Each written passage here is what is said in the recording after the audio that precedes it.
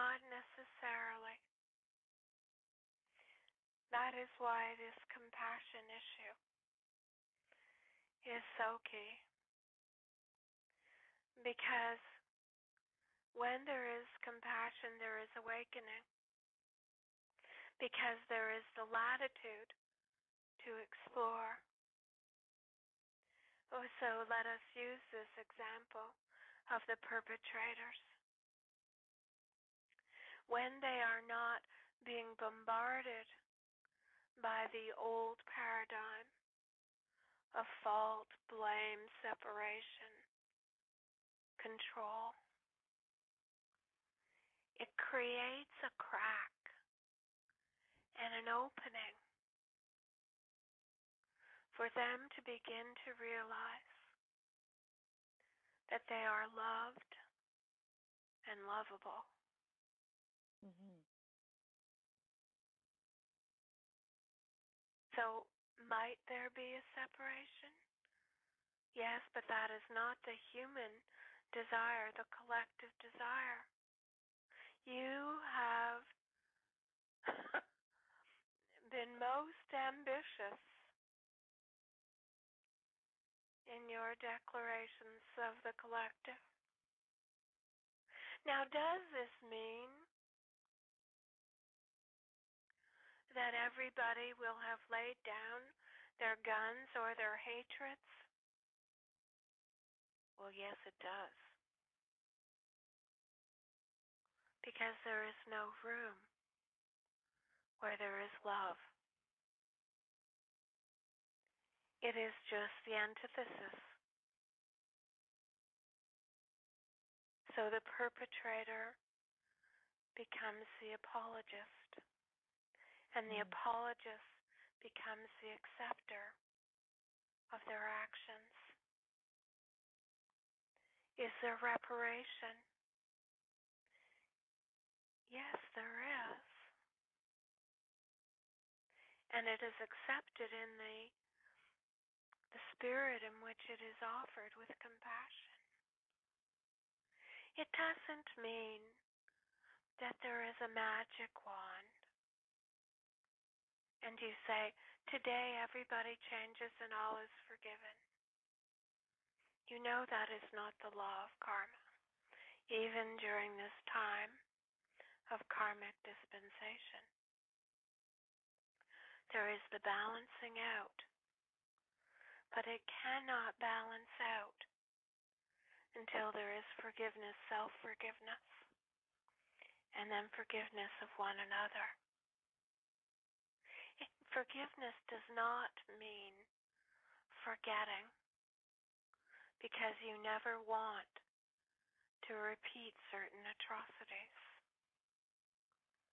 But it does mean that the edge, the vicious razor's edge of pain is not present. We are capable of softening that with and for you as you move through this transition.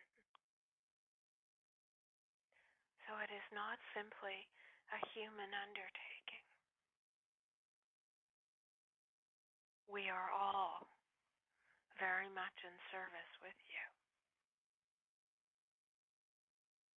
Oh, I do feel that. Early on when you said you invited us to come and sit with you before we pack up, I'm just wondering, are you referring to ascension there? An imminent, tangible shift? I am and I am not. Yes, there will be a point at which we say, stand up and go. Let us all go together. Yeah. But I am also speaking of the balance, that when you have unweighted yourself under the Bodhi tree of everything, then you are free to stand up without carrying the burden bundle on your back that is so heavy that you feel that you could not come and walk with me and travel to the villages, the towns, the cities of light, saying, look, we bear good news. So it is both, my friend. Lovely. Thank you so much. You are so welcome. Do you have a story or poem that best illustrates or speaks to compassion for these times that you'd like to share? I wish it to be very much applicable to your times.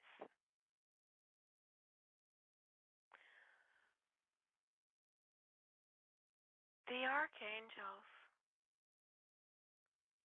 under the guidance of the Mother, have put many into a process, what I would say is a light box of containment, where these beings are being rehabilitated in a divine way of being penetrated by love. Now, from the perspective on our side, this is the most compassionate action that could ever be taken for these individuals and for the benefit, the compassion of the collective. What we are surprised sometimes to see is there is an attitude amongst some who say, well, that's good, they've been taken out. That is not the purpose. Did they need to be removed for the collective and the whole, for Gaia, out of compassion for Gaia? Yes. But it is an act of compassion. It is not an act of destruction.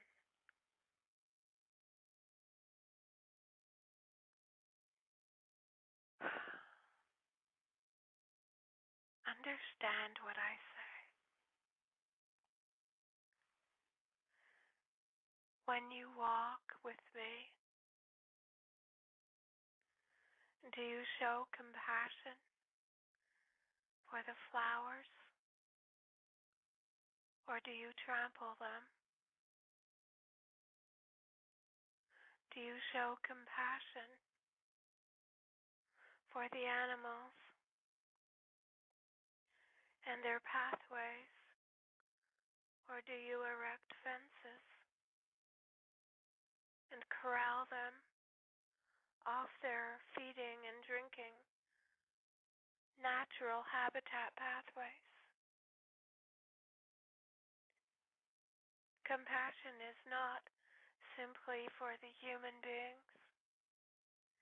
It is for everything and for the entire planet. I give you my heart of compassion. I share my being with each of you. You may draw upon it, because within compassion is infinite strength and knowing of the divine.